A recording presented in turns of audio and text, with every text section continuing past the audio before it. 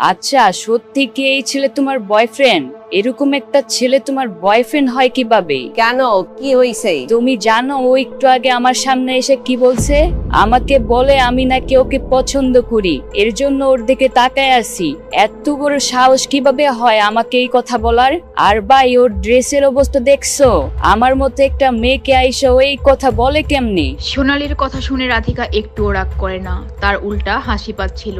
রাধিকার তো প্রথমে চিন্তা হচ্ছিল সোনালী প্রিমিসকে লুকিয়ে লুকিয়ে দেখছে, কিন্তু পরে সে বুঝতে পারে তার নজর প্রিমিসের দিকে না, তার নিজের দিকেই ছিল। আচ্ছা, একটা কথা বলি, প্রিমিস খুব ভালো ছেলে। আরে রাধিকা, তুমি এখনো স্টুডেন্ট। তুমি যখন আরো বড় হইবা তখন বুঝতে পারবা। তুমি যখন বড় কোনো স্টার হয়ে যাবা তখন তোমার সামনে লক্ষ লক্ষ ফলোয়ার থাকবে, তখন তুমি বুঝতে পারবা এই ছেলে তোমার যোগ্যই না। বুঝতে পারছো? আমরা এই ব্যাপারে ভবিষ্যতে আলোচনা করব। যদি রাধিকা কোনো বড় স্টার হয়ে যায়, তারপরও তার 10,000 গুণ টাকা প্রিমিস তার পকেটে রেখে দিয়েছে।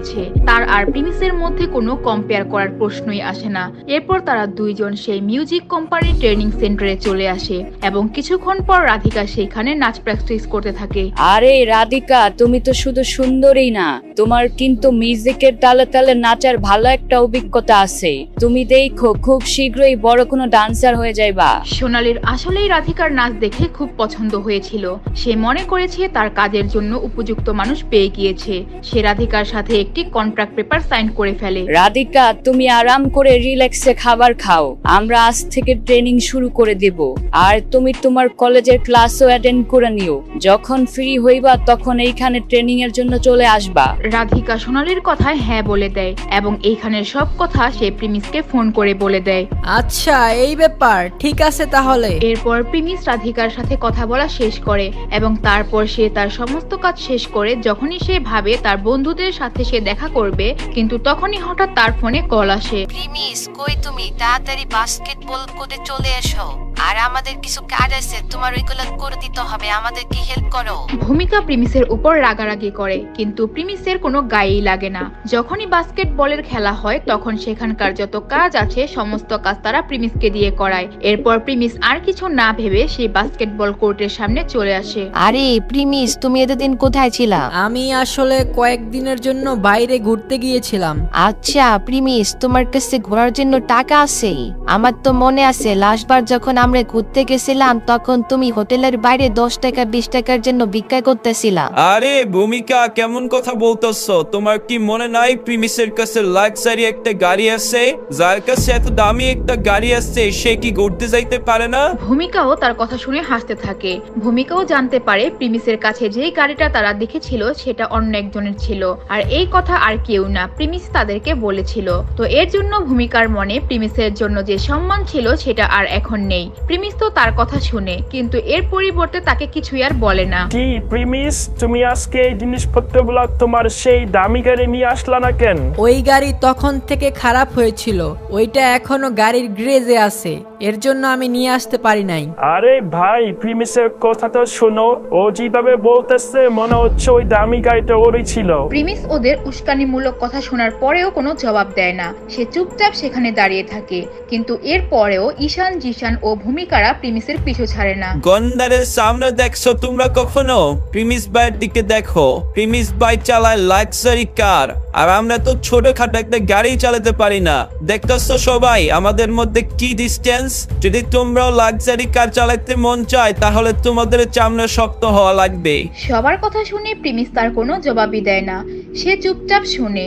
এরপর প্রিমিস সেখান থেকে চলে গিয়ে পাশে একটি জায়গায় গিয়ে বসে এবং এই দিকে সেখানে বাস্কেটবল খেলা শুরু হয়। কিন্তু হঠাৎ সেখানে একটি গাড়ি এসে থামে। আরে ইয়াসমিন, তুমি? সেই গাড়িতে আর কেউ না, ভূমিকার এক বোন ইয়াসমিন। ইয়াসমিন ছিল ঢাকা নিউ সিটি ব্যাংকের একজন কর্মকর্তা। ভূমিকা যখন হঠাৎ ইয়াসমিনকে সেখানে দেখতে পায় সে অবাক হয়ে যায়। সে বুঝতে পারে না আসলে ইয়াসমিন এখানে কি করে। ভূমিকা, এটা কি তোমার সেই নিউ সিটি ব্যাংকের কাজিন না? আমি যতটুক জানি, মানে আমি বলতে চাচ্ছি ওর কি এখনো বিয়ে হয়েছে? ভূমিকা, তোমার কাজিন কিন্তু দেখতে অনেক সুন্দর আছে। এত আশা নিয়ে লাভ নাই, আমার বোন আমরা তো তোমাদেরকে পছন্দ করবে না। ভূমিকা জানে তার কাজিন কেমন, তাই সে আগে থেকেই তার বন্ধুদেরকে জানিয়ে দেয়। এরপর ভূমিকা সেখান থেকে তার কাজিন ইয়াসমিনের কাছে চলে যায়। এইদিকে জিসান, ঈশান ওরা সবাই দেখতে থাকে। আরে ইয়াসমিন, তুমি এখানে কি করো? তুমি আমাকে না বলে চলে আসলা? আরে আমি এখানে আসলে আমার বয়ফ্রেন্ডকে খুঁজতে আসছি। ইয়াসমিন আসলে এখানে এসেছে ভূমিকার সাথে দেখা করে তারপর যেন প্রিমিসের সাথে একটি মিটিং করতে পারে, কিন্তু মিটিং এর জন্য এখন আর ভূমিকাকে প্রয়োজন নেই, কারণ সেখানে এসেই সে প্রিমিসকে দেখতে পায়। কিন্তু ভূমিকা চমকে যায়, তার বোন এখানে কোনো বয়ফ্রেন্ড খুঁজতে আসছে। তার মনে হচ্ছে সে কলেজের কোনো ছেলেকে পটানোর জন্য এসেছে। আচ্ছা, সবই তো বুঝলাম, কিন্তু তুমি তো আমাকে একবার বলেও আসতে পারতা। এইদিকে ইয়াসমিনের সাথে ইসান জিসান ওরা মিট করার জন্য বসে আছে। যখন তারা ইয়াসমিনকে ভূমিকার সাথে কথা বলতে দেখে, সেখানে জিসান গিয়ে ইয়াসমিনের সাথে কথা বলার ট্রাই করে, কিন্তু ইয়াসমিন সেখান থেকে তাদেরকে ইগনোর করে দূরে প্রিমিস যেখানে বসেছিল সেখানে গিয়ে সামনে দাঁড়ায়। আচ্ছা, তাহলে তুমি এইখানে বসে আছো। প্রিমিস, তুমি কি আমার সাথে খাবার খাইতে যাইবা? যখনই বাকি সবাই ইয়াসমিনকে প্রিমিসের সামনে গিয়ে কথা বলতে দেখে, বাকি সবাই জ্বলে পড়ে ছারখার হয়ে যায়। তারা কল্পনাও করতে পারছে না আসলে ইয়াসমিন কেন প্রিমিসের সাথে গিয়ে কথা বলা শুরু করলো। প্রিমিস, তুমি বলো না তুমি আমার সাথে খাবার খাইতে যাইবা কিনা? ইয়াসমিন প্রিমিসকে যেমন ভাবে বলছিল, প্রিমিস আর মানা করতে পারে না। এরপর ইয়াসমিন প্রিমিসকে সেখান থেকে নিয়ে যাচ্ছিল, তা বাকিরা একদম হতভম্ব হয়ে দাঁড়িয়ে দেখছিল। ইয়াসমিন প্রিমিসের হাত ধরে টানতে টানতে তার গাড়ির সামনে নিয়ে আসে। ইয়াসমিন, তোমার কি হইছে? ভূমিকা এমন ভাবে তাকিয়েছিল যেন সে প্রিমিসকে প্রথমবার দেখছে। সে অবাক হয়ে যাচ্ছে, হঠাৎ প্রিমিসকে নিয়ে সে আবার কোথায় যাচ্ছে। আর প্রিমিস, তুমি কোথায় যাচ্ছ? তুমি যদি এখান থেকে চলে যাও তাহলে আমাদের বাকি জিনিসপত্র এগুলো কে টানবে? আগে তুমি এগুলো সব পরিষ্কার করো, তারপর দেখা যাবে।